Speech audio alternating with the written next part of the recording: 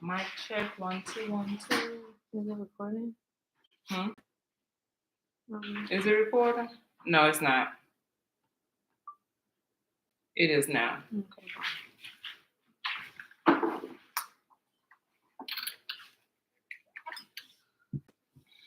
Well, hello there. Let's go ahead and get some prayer. Yes, thank you. Father God, in the name of Jesus, I just want to say thank you for a new day, Lord God. Thank you for good health, Lord God. Thank you for making us happy and whole, Lord God. Thank you for giving us peace of mind, Lord God. Thank you for giving us the visions that you've instilled inside of us, Lord God. Thank you, Lord God, for covering us in your blood and protecting us and our families, Lord God. In Jesus' name I pray. Amen. Amen. So, shout out to the village. Today, the title is It Takes a Village to Raise a Child. And it's one of my favorite sayings because I strongly agree with that. And I'm so thankful for my village that helped me and to mold me into the person that I am today. Okay.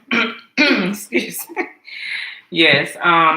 So just in case you all didn't know, the phrase "it takes a village to raise a child" is it's a proverb, but it's an African proverb that means that an entire community of people must provide for and interact positively with children for those children to experience and grow in a safe and healthy environment. In America, we first heard of the term by Toni Morrison back in July of 1981. And even more so shortly after that, like in 1986, that's when they really started to really utilize the phrase a lot.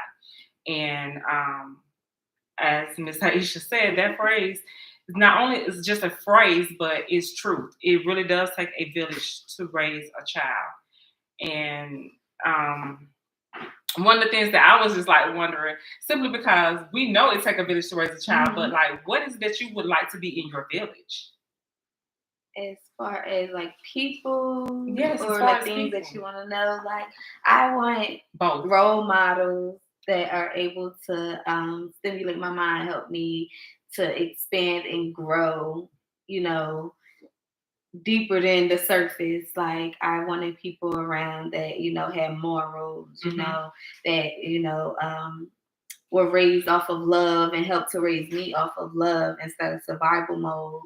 Because a lot of times people are raised off survival mode, and I'm kind of like, I don't know how to say it. I'm not gonna say I don't really like to deal with those type of people because I feel like everything is about me. Yeah. And they're trying to figure out like, what can I get out of it? What's the best thing for me? Or how can you help me? And, people that's raised off of love is just like more pure and more genuine. So I always wanted like role models that can just teach me more than, than my parents could teach me or show me different things. I know I had godparents that, would take me in for the summer, take me on trips. My a set of godparents took me on my first flight and went to Disney World. And I will never forget that. It was just like, it broadened my horizon. I'm like, wow, it's so much more to Philly. Like all I knew was Philly. And here I am, 12 years old on this flight to Florida. We went to all the different parks and Orlando, and I'm just like, wow, like I that's when I found the love for travel.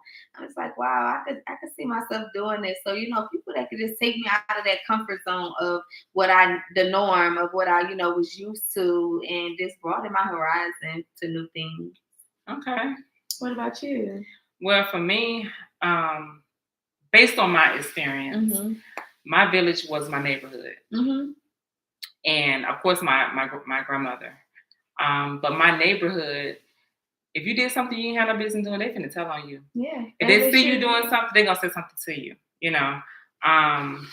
If they even there's been an instance where even when my mom was in the wrong, an elder neighbor told her she was wrong.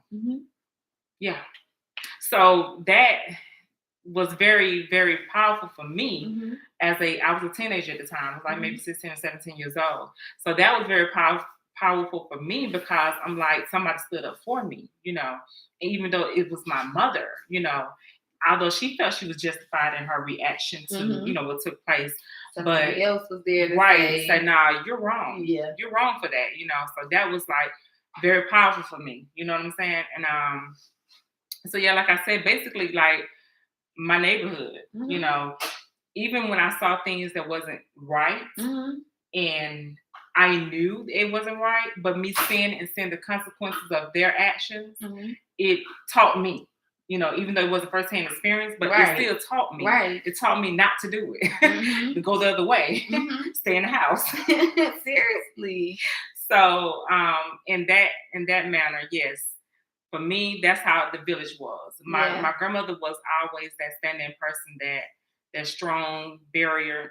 She carried a lot, and she kept things together. So whenever I was in need, I would always be able to go to grandmama because grandmama got it. Grandmama gonna help me. Grandmama gonna do whatever she can to make sure it happens. So that was my village. Yeah, that's what my village looked like. Yeah. Like church family, other family members, aunts, cousins, that was my village. My village was big. Like, I'm really appreciative of my village for real. And yeah, I do have a little shout out for y'all in my book because it's crazy. Shout out to my village because y'all are amazing. Like, from my Sunday school teachers to my praise dance teachers to whatever. It was just like, wow, like I really have like this big old village that was there, like helping me along the way or helping my mom out, if she needed to go to work or something. Listen, send her over here. Summer, I had summer house. I was out. Like, I literally had that support. My mom, we as a whole, we had that support from other people to, help us with our upbringing, not just our upbringing, but to just teach us like right from wrong. And, they treated us like their own. Like, that's one thing I can say. Like, my village you would have never knew that I wasn't related to them. Like, for real, because everywhere we went, it's like, yeah, this is our other child. Like, this is our godchild. Like, whatever they got for their daughter, I got. Like I said, they were my flight, all my tickets to the park, spending money, clothes. Like, I was good. My first pair of skates, even though I ain't really know how to skate, I had a pair. And so, yeah, like weekends at my cousins and my mom and my cousin, one of my older cousins, teaching us praise dances. Like, I will never forget those things. Like, so for real, I really appreciate y'all. And I thank y'all. And well, that's beautiful. You have some names you can call, and that's nice. I do. That's nice. I do. And I really think as I got older, it got to a place where my mom didn't really want nobody saying nothing to us. Yeah. So I just really wonder. I think in that era, though, that's how it was. Because I remember my mom think that era is the reason why kids are the way they are today. Yeah. Because now we're fearful in saying something to somebody else's child when we see them doing wrong. Yeah. But for real, I can remember my mom saying, like, her mom would say, if they went to another aunt's house, like, y'all better not say y'all hungry, even if they was hungry. Like, and it's like, golly, like, I hate that for y'all, because baby, I'm gonna eat. And don't look in nobody's mouth while they eat. Yeah. If I catch you looking at somebody's mouth while they eat, I'm gonna hit you in your mouth. So even today, I don't look nobody in their mouth while they eat. And I don't even have to be hungry. I'm just having to look in your mouth and turn my head. Literally, though. Then they say, you want some? Nope, I don't. But like you said, like, sometimes our parents, will teach us one way, and then we go around somebody else and they correct that way. And I respect that. Like, well, wow, like, I see it from a different standpoint. Like, I get both understandings. And so it's like, yeah, it definitely takes a village. It's just not one parent, not even two parents. Like they said, a lot. A lot of people. Actually, Toni Morrison, he was the I don't know if it's he or she. Okay, I just said he. My bad. Was quoted in Essence, July of 1981. I don't think one parent can raise a child. I don't think two parents can raise a child. So that just goes to show it really does take a village. It really does, because what happens when mom and dad is not available? And you need somebody. So even like a babysitter, that's part of a village too, having a babysitter, even if it's a matter of calling, I want to say app, but I know it's not called an app. What is it called when you call people that you don't know? Nanny services. So even if you was to hire someone from the nanny services, they become part of your village. Seriously, because they're helping raise your children. And like you said before, even the church is part of your village. Though I wasn't brought up inside of the church. Like, I heard about it, but I wasn't like going. My mom didn't really go to church like. Well, I ain't gonna say like that. She didn't go to church at all. Yeah. So I didn't get that experience other than Saturday school. When I was younger coming up, we did have Saturday school where we would go to the church and they would feed us breakfast and teach us like addition and subtraction and things like that. And that was when it was safe to walk to the church by yourself. But other than that, like that's the only thing I do. Another thing, I know my church had like tutoring sessions, so some of the members that were good at certain subjects would come and help. And I remember all of that. Like, I really had like some people that I can call on as a child. Even now to this day, I can still call on those people and know, that they'll show up and support me in any kind of way that they can, whether it's a prayer or whatever. Shout out to Miss Kelly. She got me through some days. The thing about a village raising a child, like, and I know that's the topic for today, but when you really think about it, it takes a village to help you progress in life. You know what I'm saying? Like, that just like clicked. It really takes a village to help you progress in life, because we're just like a child, and that's the thing that my baby girl always say, children go through a lot of stuff, and a lot of stuff children don't talk about, that they're going through a lot of thoughts that they have and things of that nature. It's the same thing with adults. You know what I'm saying? So, like, even to have someone that can pour into you positivity is like a beautiful thing. So whether it's a child or even an adult, because a lot of times you got parents who have children who don't know how to raise their child because they was not raised in a proper manner. That's the title for next week. Oh, it's a difference between having a child and raising them. So, so it takes a village to assist, and like even just as it relates to work, if you're at work, you get stressed out at work. You have someone there that can whisper in your ear, keep your head up, you got this. Like anything that somebody is feeding into you in a positive manner. Exactly. Yeah. They need to be part of your village, you know? But we're going to go back to this raising a child thing. So I have a now 18-year-old who's going off to college. And I'm going to put my business out there because I really don't care. Anyway, I'm an elephant, remember? I break the silence. And so I have an ex-husband, and he was very proactive when we were married, even a year after we divorced. But it has officially been 6 years since we have been divorced. And now that our youngest daughter is going off to college, like, there are a lot of things that is needed. Like, those of you who have kids that's going off to college, or even that went to college yourself, you know what all it takes. You know what all you need. And the need is almost like never ending, because it's always something. And when you're in college, you really don't want to, especially your first couple of years, you really don't want to work or want your child, and me personally, I don't want my child working, simply because I need you to focus and keep this GPA so you can keep this scholarship, because we need the scholarship to cover your tuition and your housing and your meal plan and all that kind of stuff. So at this point in time, I've realized, especially like during high school as well, I've realized how imperative it is to have a village, how important it is for there to be positive people around us, not just my child, but me too. You know what I'm saying? Seriously. But even more so for her, because they're able to pour into her in positive ways, like inspiring words of encouragement, even when they are gifting her and donations and things of that nature. And I thank you all who did do it. I so thank you all.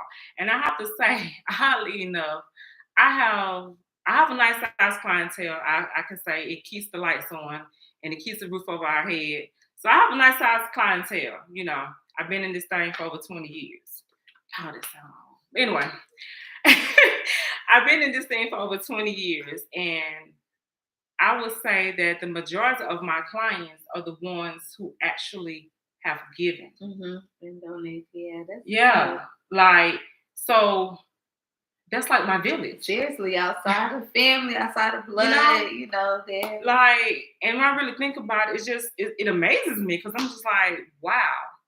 And to call her dad or even his girlfriend, who he's been with for several years now, even to, yes, I put it out there, even to contact them and like, okay, she still needs certain things, you know, or she contacted them, I still need F, Y, Z, E, F, G, A, B, C. I still need this stuff.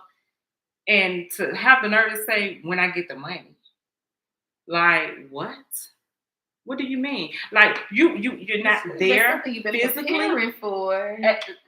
Thank you. You know, at the graduation was next, but so with that being said, because like Toni Morrison said, 1 or 2. But even if you got 2, and out of the 2, only 1 is doing, you even more so need a village. You know, so I really see the importance of having a village. And yes, I saw it even when they was growing up. If I need somebody to watch them while I'm working, or can you pick her up from school, you know? And I'm not gonna tell y'all no story. Like, honestly, I didn't have that. I'm always the one that runs to other people's rescue, but not many people ran to my rescue, you know. And I ain't gonna lie to you, I felt some kind of way about it. But I've come to realize that people do what they want to do. And I cannot hold them accountable for what belongs to me, whether it's my responsibility or whatever.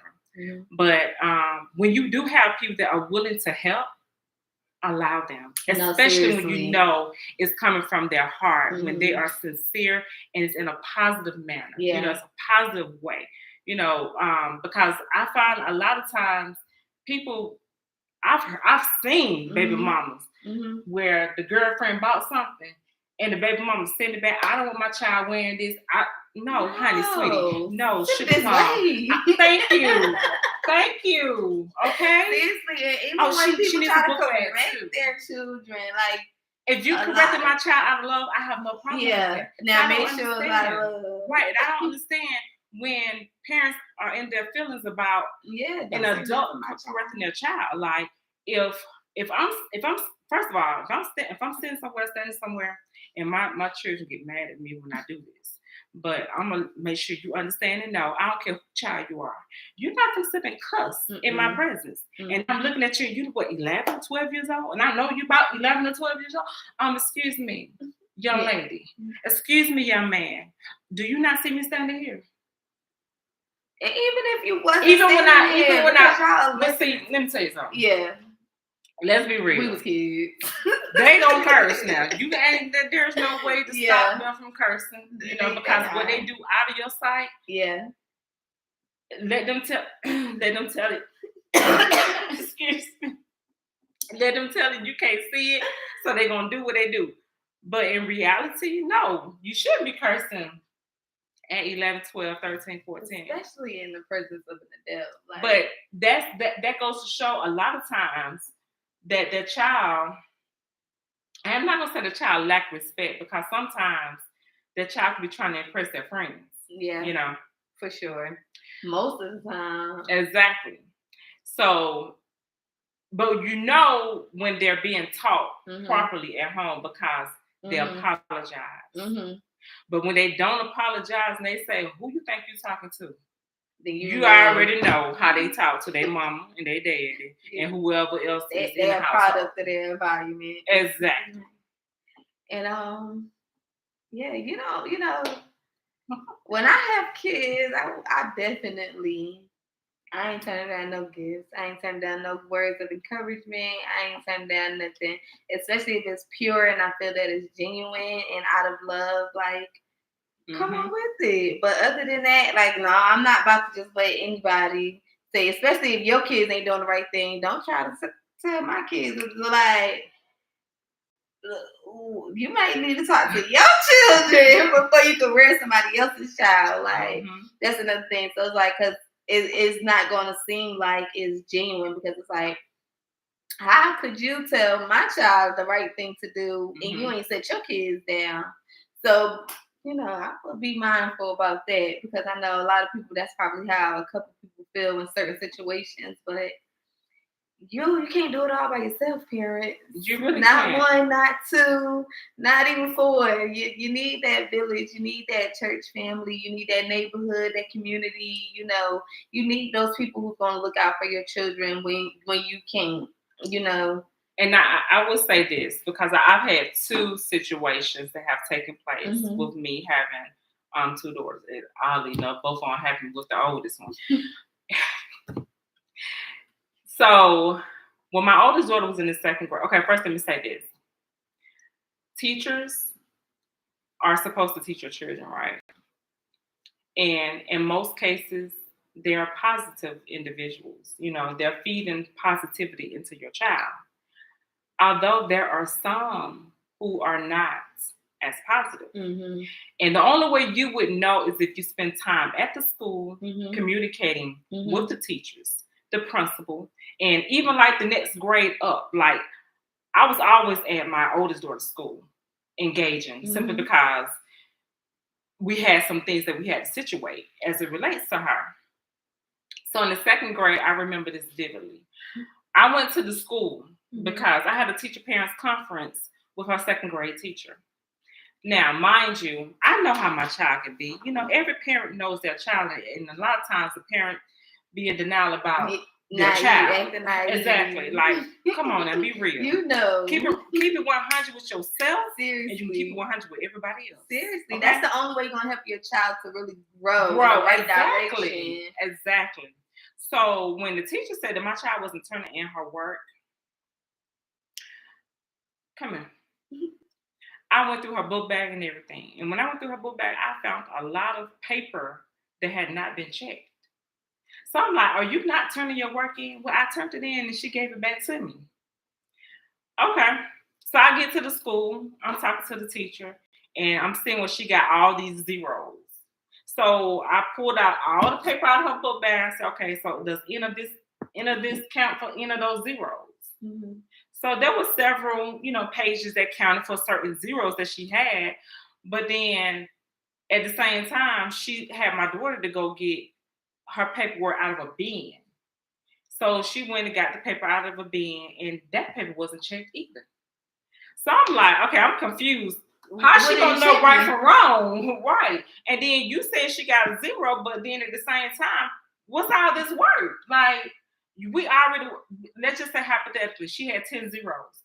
I know for a fact, I just showed you 7 sheets of paper that covered them dang on zeros. You know what I'm saying? So, but the paper had not been checked. So my daughter said that she would just give the paper back to them. She didn't check the paper.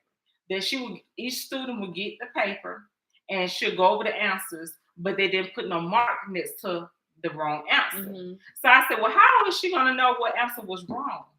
And you know what the teacher said? How was you gonna know? How you just writing zeros and you don't know? Because she didn't care. She didn't care. Let me tell you what she told me. She said it's not a matter of whether or not they got it right or wrong. It's a matter of whether or not they understand the material. Well, how you gonna know if the child understood the material if they don't know what they got wrong or right? Yeah. So at that point in time, I was like, you know what, let me go talk to the principal. Yeah. we need to have a whole teacher, parent, principal conference here, because this not making sense to me. This not adding up. So truthfully, I didn't go get the principal. I felt like I wanted to, but I didn't. So when I was leaving out and I came back in, my leg was starting to hurt. I came back in, and when I came back in, the principal saw the way I was looking. We know my facial expressions. I asked God to work with me on them. And he said, "This is just you." So as I'm coming back in, the principal stopped me. He was like, "Miss Dixon, what's wrong?" He knew my name. Yep. Mm-hmm. Like I said, I made myself known at school in a positive way, in a positive manner. Okay. And I was like, I don't know what's going on with this teacher, you know. So he was like, "Well, let's find out." So he followed me to the classroom. He sat down and he went through the papers with me. He asked the teacher questions, the same questions I asked. How you know if this is right or wrong? Because she didn't give him that smart mouth response she gave me. So the moral of the story is I had to end up moving my child out of her class simply because I felt that she was gonna intentionally mistreat my child because of me. Mm-hmm. So take note of that. A lot of times people don't want nobody else saying it to their child because they know how they are. And when you know that you're not a positive person, then quite naturally, the way a person will respond to your child will imitate them responding to you. Mm-hmm. You know, so just stay positive at all times. Another situation that took place, a client of mine, we had became, you know, pretty high, you know, and our children were going to the same school. Mm-hmm. Now, they became friends. Mm-hmm. She had a son, I had a daughter. We have a daughter. And they became friends.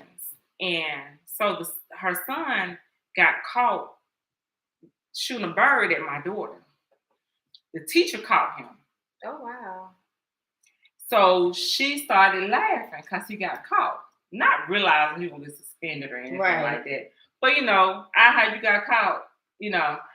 So they used to do this, snap or something like that. So my daughter started snapping at him and laughing because you're wrong and you got caught. Mm-hmm. So his mother called me and told me I need to have a talk with my daughter about what happened. So therefore, I did have a talk with my daughter. I asked her what happened. My daughter told me what happened. This woman thought I was going to whoop my child because your child got in trouble. For flicking the bird. Exactly. Because she said that my child encouraged him to flip her a bird. Okay. So I was like, I had a conversation with her. Now, understand this. A child does not have to be whipped or beaten or hit for you to get the point across. Exactly. Like every time something happens, you don't have to raise your hand at your child. You have a conversation, you know, because realistically, it's better understood when you're having a conversation. You know what I'm saying? I agree. It penetrates more so than anything. It's mental, so it's gonna penetrate. A conversation is mental. When you hit a child, yes, it's not really as mental, it's more emotional. Yeah. It has them flinching more than anything. Yeah. It don't make them think about what's going on. You know what I'm saying? So I had a conversation with my child, and my child told me what happened, and I said, okay. So when she called me back and asked me, did I whoop? No, ma'am, I did not. I didn't whoop her. Why do you expect for me to discipline my child by whipping her because your child got in trouble for shooting a bird at her? Yeah, you just need to whip him if that's where you at with it. Long story short, a couple of years later, he ended up getting expelled out of the school system because he brought drugs to school. So that was like a first. So did she encourage that too? That was like a first encounter to where you need to get a grip on it. So anytime your child is doing something, especially if somebody else is coming back, whether it's a teacher or a family or a friend, they say, I saw your child do X, Y, Z, E, F, G. Do not disregard it. Because again, it takes a village to raise a child. Seriously. You know, your child can give you exactly. Your child can give you that image that they're picture perfect. And then as soon as they leave out the door, they go to cussing and doing everything else. And when somebody come back and tell you your child did yes, you do know your child, but also don't be naive to the possibility of what your child could do or could have done. Seriously, and I like that you switched out of that class because teachers are a part of the villages, believe it or not. Like they're helping I know I have a lot of teachers just encourage and motivate me, and you know, outside of just school, like I had some very, very good teachers. Like when I say I was probably the only kid that didn't sit in the lunchroom with the rest of the kids. I was in the classroom with the teachers. Like I was like that teacher's pet, like everywhere. Well, I had some really, really good teachers growing up. There may have been a few, but for the most part, like I had some really, really good teachers that like helped me like even outside of school, like with problems that I probably had at home and just wanted to talk or, just encouragement to I remember I failed the CRCT the first time around, and so the next time I took it, I passed. But the teacher, I remember Miss Robinson, she was just like so supportive and encouraging. I remember I was scared to tell my mom, so she even walked me to the car and like explained to my mom, like she has a chance to take it again, blase blase. So I really had like a lot of good teachers that I could remember that really helped, to mold me as well. I'm sorry. I have to bring this up because you said something about CRCT. My oldest child, 5th grade, first round to the CRCT. First of all, second semester, right before the summer comes in, she decides she's not going to do her work anymore. This is exactly what her teacher said. And when I tell y'all, I believe everything her teacher said. And I question my child about it too. But I already believe the teacher because I know my child. Okay? I don't put that past. The teacher said, I think she went on an early vacation. And I was like, what do you mean? You think she went on an early vacation? She said she just sit there and just be in a daze. She don't do her work. I was like, wait. So you telling me I send my child to school every day and she just sit there and doesn't do her work? She said, yes, that's what she does. So therefore, my child failed every class in 5th grade, second semester, every class. Okay? She didn't pass not one of them classes. Every class. The CRCT came, she passed. Every subject, she passed. She was paying attention. She wasn't doing the work, but she was paying attention. So I asked her, I said, so you passed the CRCT, but you failed all your classes. And I know you failed all your classes because you went on vacation early. Mentally.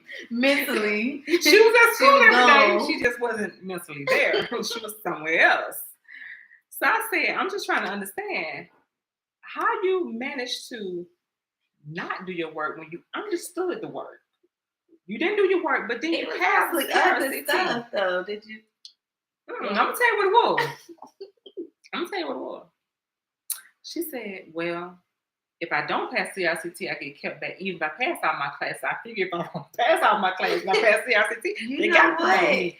And I was like, that's not how it works. You should have asked me before you decided to do that. And I would have told you, that's not how it works. So yeah, she ended up having to repeat the 5th grade. But she made up for it because she was determined to graduate in 2017. Okay. She was like, ain't that gonna stop me. So therefore, yes, they classify her as graduating early, but she actually graduated in the year she was expected to graduate. Well, that's good. So I just had to share that because that was, girl, every chance I get, I tell people about this story because she was 5th grade. Right. That's like 10, 11 years old. No, fact. You have this thought in your mind. Like you already created your own scenario and your conclusion. Okay. They have no choice but to pass me. I ain't got to do this work.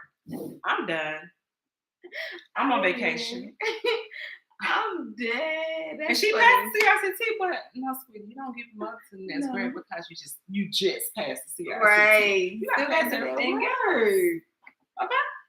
So yeah, that was more of that story. Like, make sure your children understand. Yeah, seriously. And the dynamics of everything.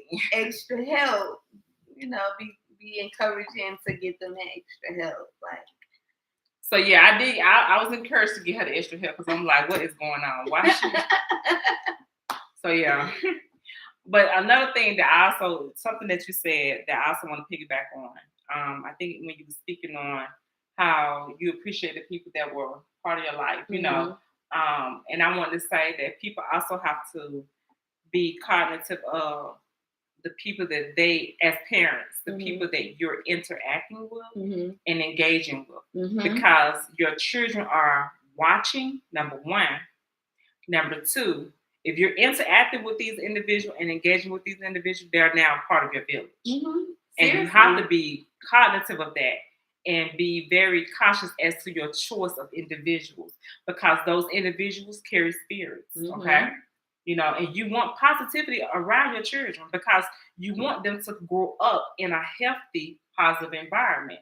I agree. So that means that you need to allow yourself to be in a healthy, positive connection with individuals, whether it's a relationship of companion or if it's a friendship, even kinship, like family members. Yeah. If they're not positive individuals and you know that they're not going to feed into your child or children in a positive manner, they don't need to be part of your village. And I'm just being real. Honestly and truly, like be mindful who you allow into your village. Like be mindful as to who you have watching your children, because like a lot of parents, a lot of people, you know, they'll just send their kids up to the room. They're doing whatever, who knows what, and then you wonder, well, where my child picked this up at? Or when she learned this, or when she start acting like this? Don't let social media be the village. Please. Okay. Please. We probably really had to say that. You wouldn't think we would have to say that, but don't let social media be the village. Yeah. Don't let YouTube be the village. No, that's the one right there. Like YouTube is not your child's teacher. Like it starts at home. Like that's what they say. Teaching starts at home. Like make sure you're being that positive role model as well, so your kids know like who to allow in and say, you know, I think this person is a good person. I can learn something from them, or, you know, they're willing to teach me this or help me with this or mentor me at that. So, you know, you want people around that's going to help your child get to where they want to be in life. Not people that's going to take them down the wrong path or show them the wrong things. And then you trying to figure out where they done picked up this habit at. Or, like you said, kids be cursing to impress their other friends. Like, knowing they would never do that at home. Right. But just to impress somebody else down the street, the friend down the street, they're going to be cussing their behind off or cussing like a sailor because they feel like, oh, I want to fit in, or I need to do this because I need a friend. No. Teach your kids, like,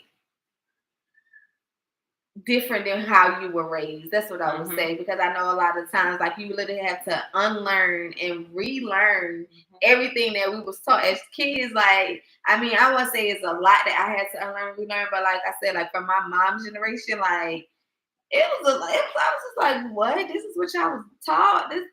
No.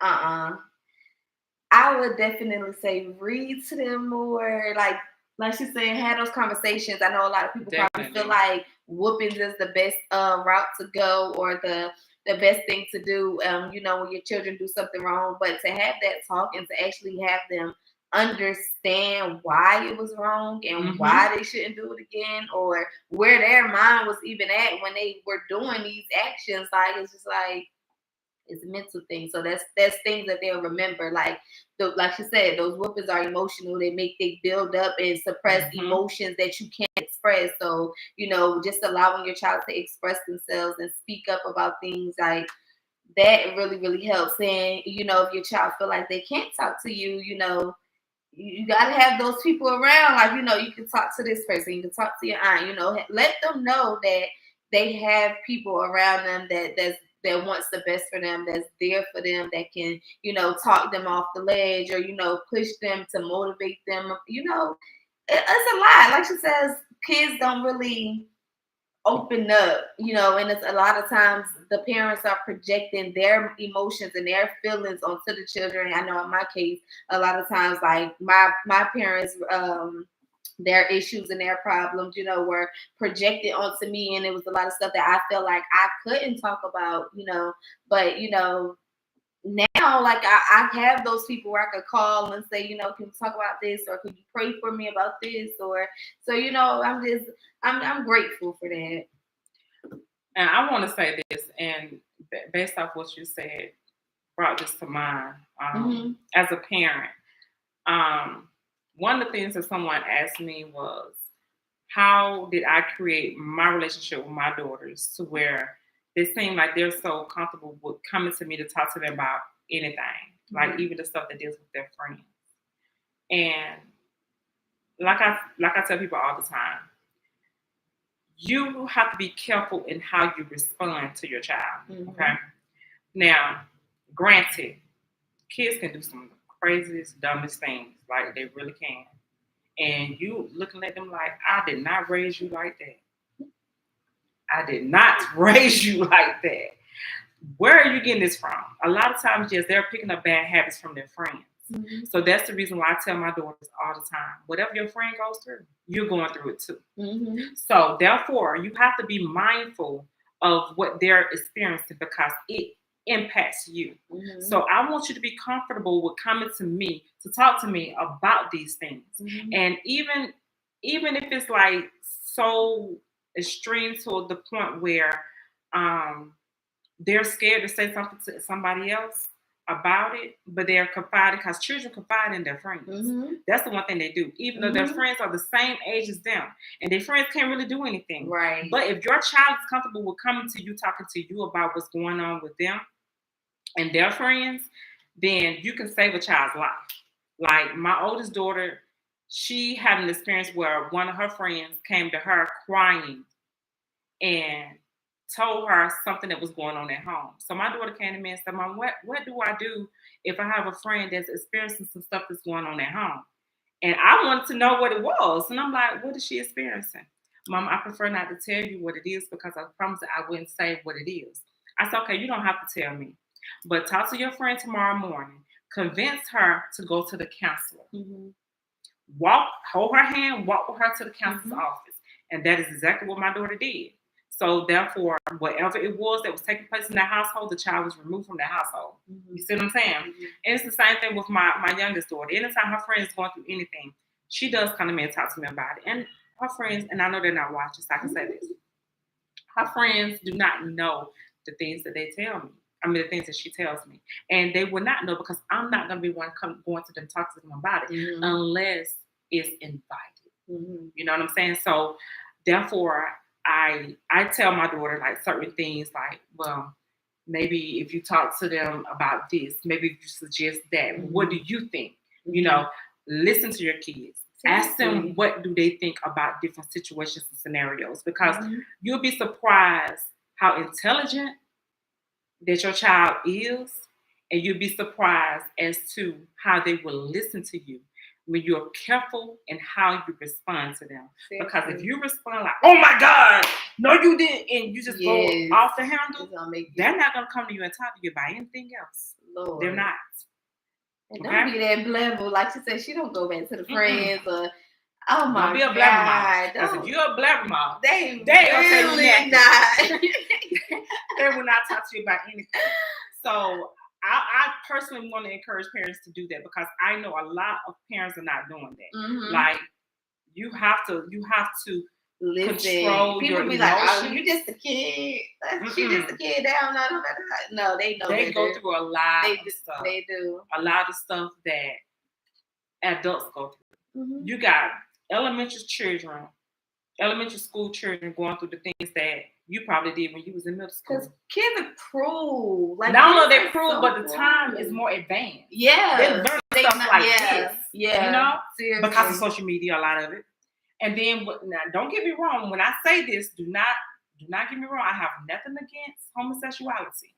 But the way that they're putting that out there in Disney. Cartoons, yes. Exactly. Like, that's penetrating the mental of a child. You know what I'm saying? And like, is that something that you really want to do? You know?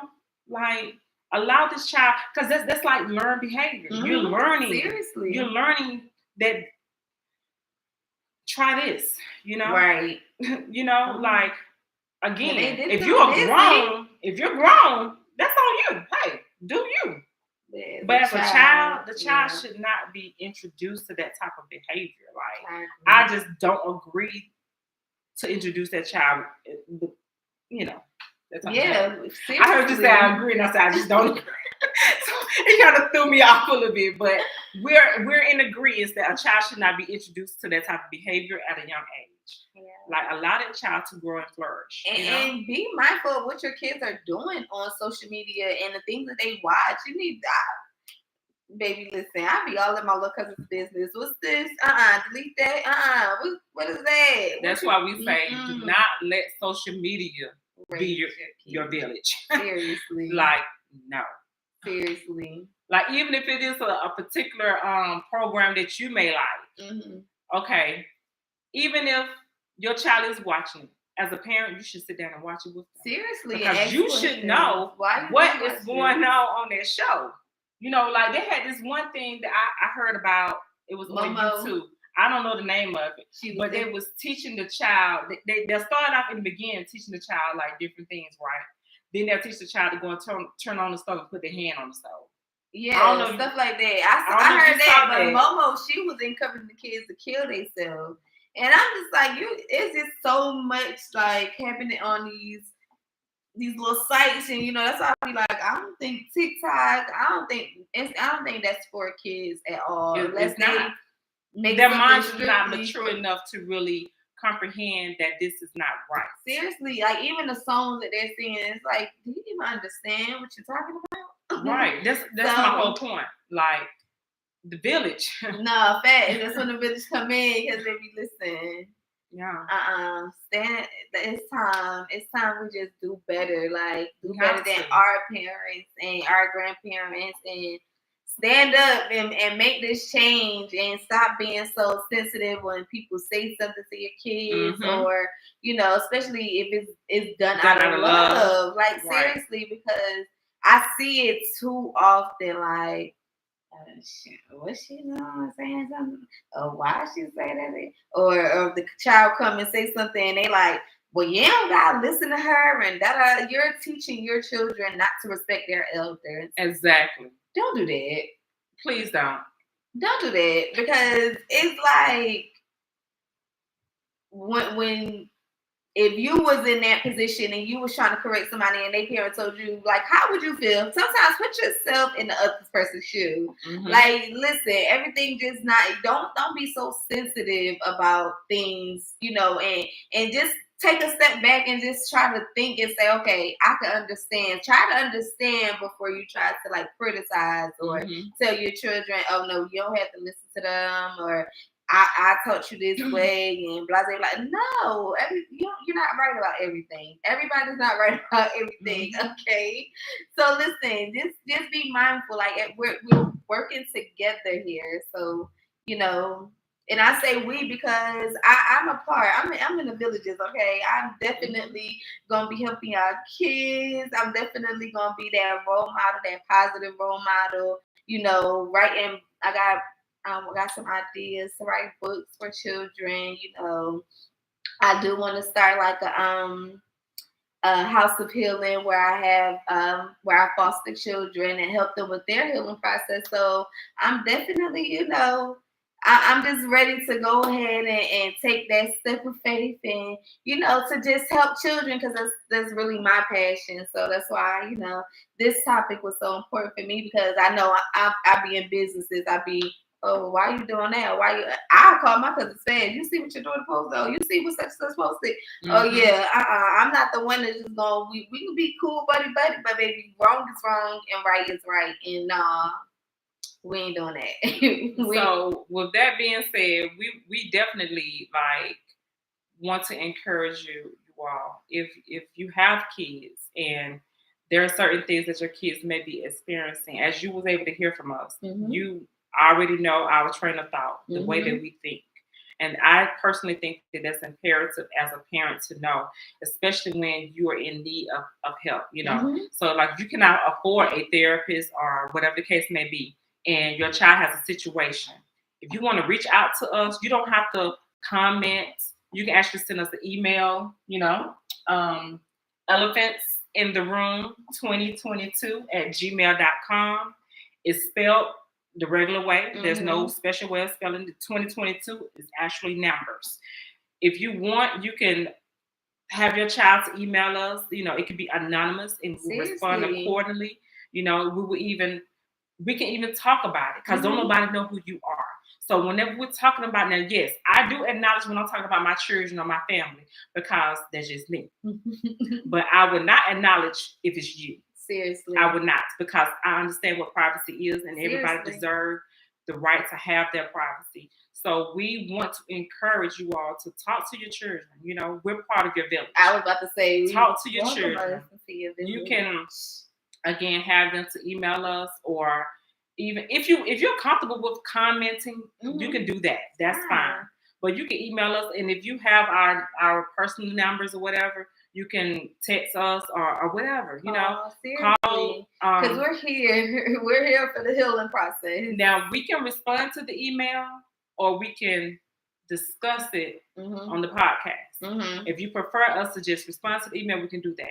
If you don't care about us discussing it on the podcast, then we can do that. Yes, let us know. And again, we respect your privacy. So don't be alarmed thinking that we're going to put your business out there. Because number one, we don't know who you are. For real, we really don't. We ain't here to spill no tea. Exactly. As you can tell, we ain't gossip about nobody but ourselves. That's it. That's it. That's all. Like, we just want to live in a better world. We want unity. We want love. We want peace. Most importantly, we want healing. Spread the positivity. That's what we want to do. We want to spread it because God is love. Seriously. And without love, how do we exist? How? Don't be mad. Don't be living in anger. Don't be living in negativity. It's time. It's time to open up and accept. You can't do it all on your own. I know y'all want to try, or y'all feel like that's my obligation. I need to do it, but no. We know you gotta work. We know you gotta cook. We know you gotta clean. Let us help. Let people help. Whoever is there around you that's willing to help in a positive way. Okay, and you let them. You should be able to identify who they are. Seriously. Because if your kid's crying every time they get dropped off somewhere. Oh, they don't want to be dropped off. Now, well, okay, so yes, I would say that. But my grandson, he don't like coming in my room because he thinks to put him to sleep every time he come in there. He gonna cry and reaching for the door. I'm like, why ain't you gonna put you to sleep? So I have to turn on all the lights so he don't think he's gonna go to sleep. But yeah, that's just one example. I'm sorry, y'all. I tend to throw in little stuff. I'm silly. But seriously, like we're here. As we said, time and time again. Yes. We're here to help. We understand that it's not easy. We understand the process is gonna be hard. But we trust the process. We've been through it, so we know, like, listen, it's not going, it hurts. Growing pains, they hurt. To be able to try to unlearn everything that we've learned, like, that's like going against the grain. I know a lot of people probably feel like, oh, no, I'm already this age. I'm already this big age. This is what I've been doing. No, it's not working. But when you start to unlearn the things that you have learned, you're able to operate out of yourself. Seriously. You know what I'm saying? You're not doing what everybody else did or doing what they said you should do. Seriously. You know, like, we've been told, shh, don't say nothing. You don't tell nothing to go on in this house. Yeah. You don't talk about that. We don't need no therapist. We don't need no counselor. Right, ain't nothing wrong with me. I ain't crazy. You know, like, come on now. We're past that. Okay? As you can tell, we are past that. Like, you really have to come out of that zone. You really do. Yeah. It's beautiful here. Seriously, and for the sake of your children, like, not just for yourselves, but think about your seeds. Think about those kids, those beautiful children that you're raising. Like, don't be selfish and just so mad about what's going on around you or what's, happening to you, that you are neglecting your kids in a way and neglecting their emotions. Not, because I know a lot of people feel like, oh, I brought my kid that, or she fed. And are you feeding them emotionally? Like, make sure you're not suppressing their feelings. Right. Like, literally help them to, be a better them. Seriously, like, that's all. I'm just kind of stuck on this because I just see so many people just Yeah, like just going about things the wrong way with their kids, and it's like don't want people to help or feel like ain't nobody gonna love you like I love you. Like I hate when people say that to their kids. Like now you making them seem like, oh, my mom's the only one that I could depend on. My mom's the only one that's gonna be there for me. When that's not the case. That's not the case. We're here. Right. Email us, call us, text us. You can DM us. Anything. Like we really here to help. Like even if you want to talk, like, oh, how should I go about this? Or yes. Or whatever. We're here for that too. We are. I've actually had a few people that have reached out to me and inquire like, my daughter is doing this, and I don't really know what I should do about it. And I would give them the advice. Seriously, people talk about their parents, and as we was talking about like relationships with their mom and dads, and how I got past stuff and got over stuff. Like, listen, I'm here. I'm here to help. I'm here to go ahead and encourage you and tell you what I did and what I think you should do in your situation.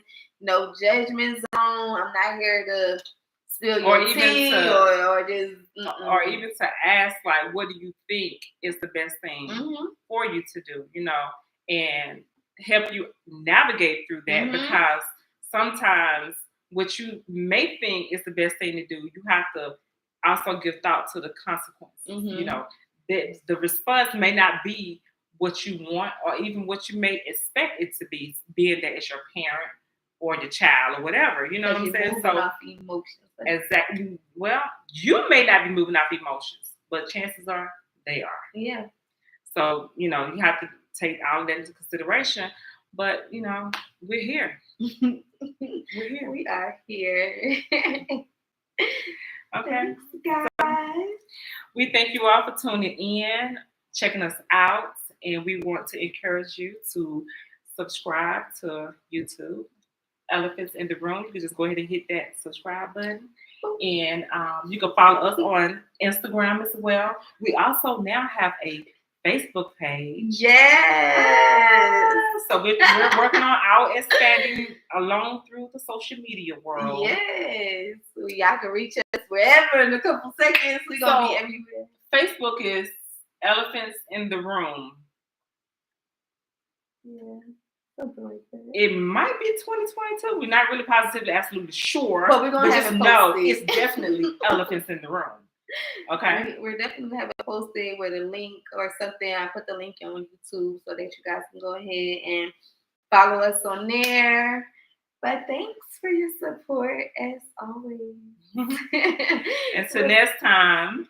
Bye-bye. Purr.